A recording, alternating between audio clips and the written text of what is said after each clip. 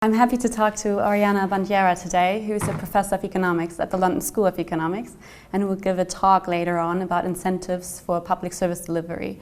Professor Bandiera, a lot of your research focuses on public service delivery and especially on incentive structures. How important are incentives for the proper functioning of the public service delivery? So I think it's pretty uncontroversial that the state is very important for economic development, and people focus a lot on the provision of infrastructure, so the building of hospitals, the building of schools and the like.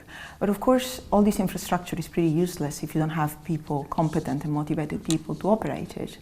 And so what my research focuses on is how to recruit, motivate and retain talented people in the public sector. And what rewards work best to motivate people? How do they... The literature, the literature is surprisingly thin. Okay. There is theoretical literature that suggests that, well, we know that people are motivated by different things. We don't just get motivated by money. And in particular, people who work for public service delivery, they're motivated by helping the people who benefit from the delivery of these public services. And there are some theories out there that suggest that perhaps providing monetary incentives can crowd out these other forms of motivation. And indeed we have seen in lab experiments that this sometimes happens. So a lot of my research takes these insights to the field to test whether indeed if you provide monetary or non-monetary incentives to people engaged in public service delivery, this has a beneficial or a detrimental effect. And we look at two margins. We look at the margin of selection. So whether providing incentives attract people that, so to speak, do it for the money and are not motivated to do it for the right reasons. And then we look at the intensive margin, which is once people are on the job, whether providing them monetary incentives make them work harder or less hard.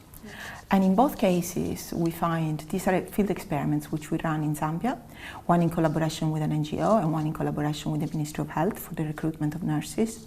And in both cases, we find that actually there is a complementarity between incentives and public service motivation. And actually providing incentives makes the more motivated people work even harder. So we find that on the field, in a setting where monetary incentives are very scarce, actually there is a complementarity rather than a substitutability between these two forms of motivation. Oh, that's really interesting. Yeah. And do these incentives also motivate agents in the long run? So far we have data, in both experiments we have data for a year, and in the second, the selection experiment where we vary the incentives that we offer when we recruit nurses, we have data for 2 years. So if you think that 2 years is a long enough run, they motivate in the long run, yes. Okay, and apart from using financial or non-financial rewards, career incentives work too to motivate people and to attract the right kind of people for the job. In which settings do these incentive structures work best? So this is one of the 2 experiments that we run in Zambia for the recruitment of rural nurses.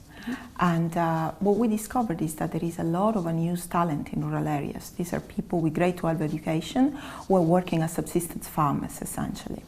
And so the government was interested in finding the best way of attracting the most talented of these people into public service delivery, in particular rural nursing. And they found that offering them the opportunity of a career actually attracted the most talented and harder working people. A priori, this was not obvious. When we met with the head of HR at the Ministry of Health back in 2010, he actually asked us explicitly a question that any economist could have asked, which is, I'm really not sure I can see it going both ways. If I offer career incentives, these people might feel displaced in their attachment to the community and might actually work less hard, or we might attract the people who are less motivated to help the community. And so that's how this project started. It started from the question of the HR director, which was a question that economists want to know the answer to.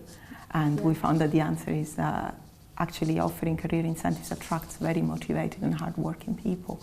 I think giving an aspiration and something better to aspire to in their lives is actually a very powerful motivator. Is there might there be a problem that those people, those ambitious people, leave the post earlier because they find a higher ranking position?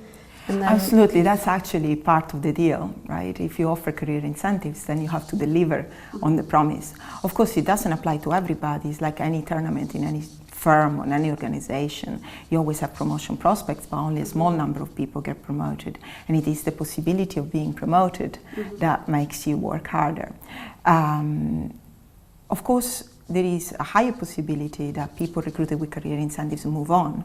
Now, to assess whether this is a good or a bad thing, you need to know who takes place in the higher up in the ranking, right? In the case of Zambia, there are scarcity at every level of the hierarchy. So the fact that talented junior nurses become talented senior nurses is not a bad thing. But of course, if you're in a setting where every position is filled and you're only trying to fill in something at a given level, offering the promise of moving to a higher level can backfire, because eventually these people will crowd out positions that you already have. But in this particular setting, that effect is not applied because there is scarcity everywhere in the system. That's true. I only have one question left, and that's what policy implications do your finding entail, and how can developing countries benefit from them?